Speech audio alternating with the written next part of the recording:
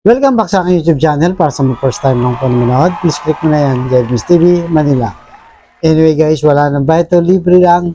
Tulong mo na lang din sa kapwa mo. Alright, thank you very much po.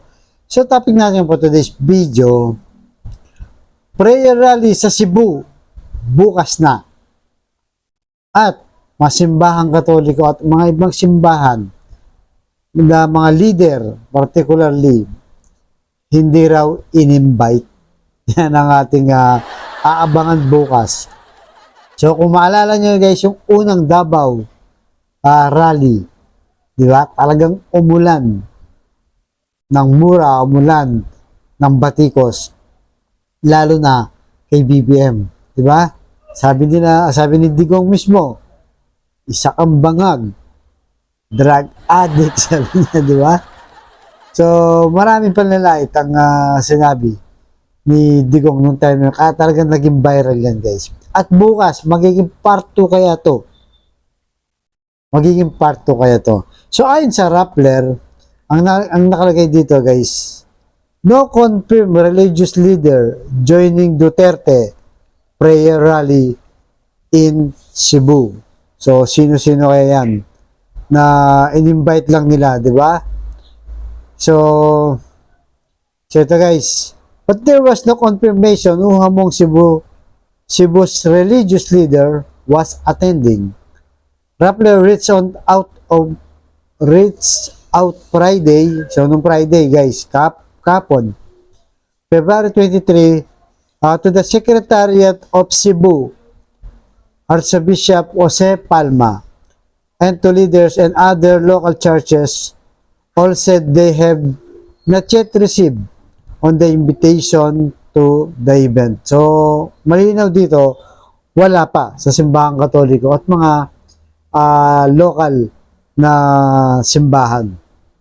So, abangan natin kasi nga, di ba, kung tutusin, tignan sa title pa lang, prayer rally, dapat may mga, religious leader na invited.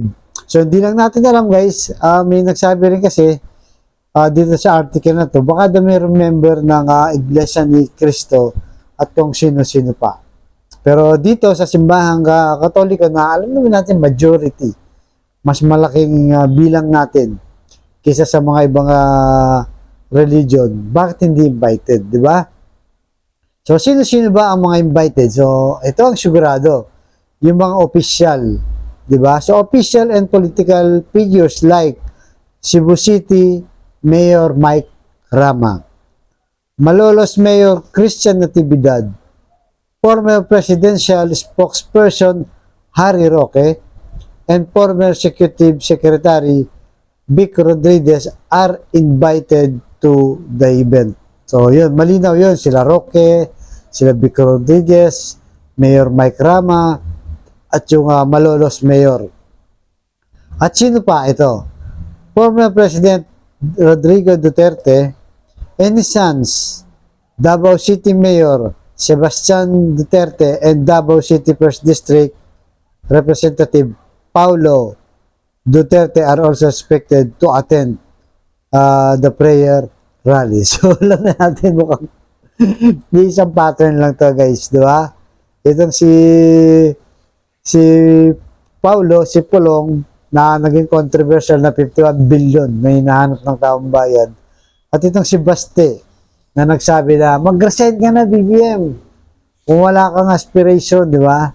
Sa Pilipino, mag-resign ka na. So ano mangyayari kaya guys? Kasi alam naman natin na itong si BBM gusto na makipag-reconcile sa mga dilawan kasi nagkataon guys na People Power anniversary pa bukas, 25. So, malalaman natin kung sino-sino pa yung aattend bukod dyan sa nasabi sa article ng Rappler. At ano kaya mangyayari dito, di ba? Nandyan na naman kaya ulit si Super Ate, Amy Marcos. Baka magulantang na naman sa kung anong sasabihin kay BBM, di ba? Ng mga Duterte at kung sino-sino pang akit dyan, especially nandiyan si Vic Rodriguez na dating Executive Secretary, si Harry Roque, di ba? Na talagang alam naman natin, bumabanat kay BBM. So, yan ang ating hintayin bukas Mag-update tayo guys kung ano talaga mangyayari dyan. Alas 7 ng gabi yan. Mangyayari dyan sa Cebu. At atin kaya itong si Cebu Governor Gwen Garcia at kanyang anak. Itong si Cristina Prasco. Pero kasi malaking pakinabang nito sa Marcos, di ba?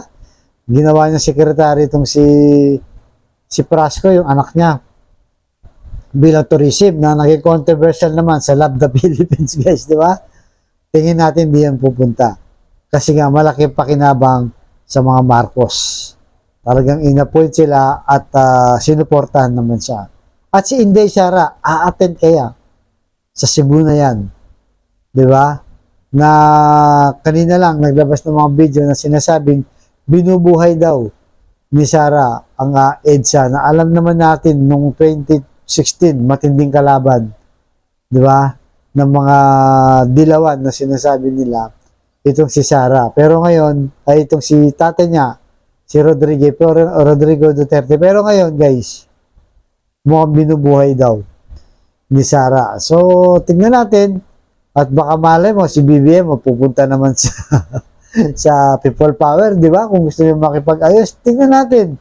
Maraming posibleng mangyayari bukas sa araw ng tinakdang prayer rally sa Cebu at yung EDSA People Power Anniversary. So kayo guys, ano sa tingin nyo? Lalaitin kaya ulit itong si BBM ng mga Duterte family? Sila Roque, tsaka sila Vic Rodriguez, o magpapakita kaya si BBM sa EDSA People Power Monument bukas. Sabangan natin guys, mukhang exciting to. So kaya guys, kayo bahalang mag-comment kung ano sa tingin nyo mangyayari bukas. Right? Ganito lang po, baka nyo susunod yung vlog. Thank you very much.